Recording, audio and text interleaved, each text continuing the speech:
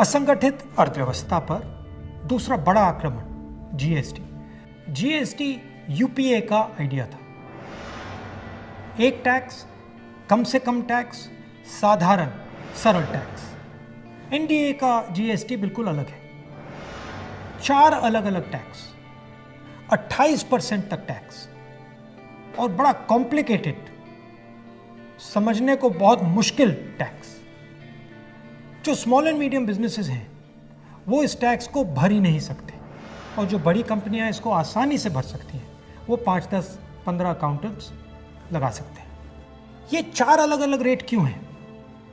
ये 4 अलग अलग रेट इसलिए हैं क्योंकि सरकार चाहती है कि जिसकी पहुंच हो वो जीएसटी को आसानी से बदल पाए और जिसकी पहुंच ना हो वो जीएसटी के बारे में कुछ ना कर पाए।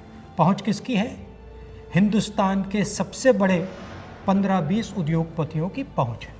तो जो भी टैक्स का कानून वो बदलना चाहते हैं वो इस जीएसटी रेजिम में आसानी से बदल सकते हैं। और एनडीए की जीएसटी का नतीजा क्या है कि आज हिंदुस्तान की सरकार स्टेट्स को जीएसटी का पैसा ही नहीं दे पा रही है। प्रदेश एम्प्लॉइज को, टीचर्स को पैसा नहीं दे पा रहे।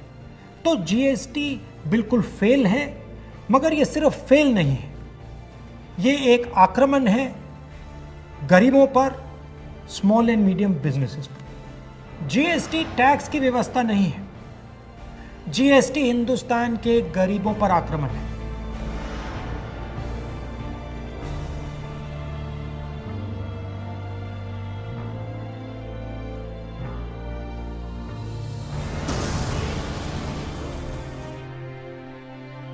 छोटे दुकानदारों पर, स्मॉल एंड मीडियम बिजनेस वालों पर, किसानों और मजदूरों पर आक्रमण है।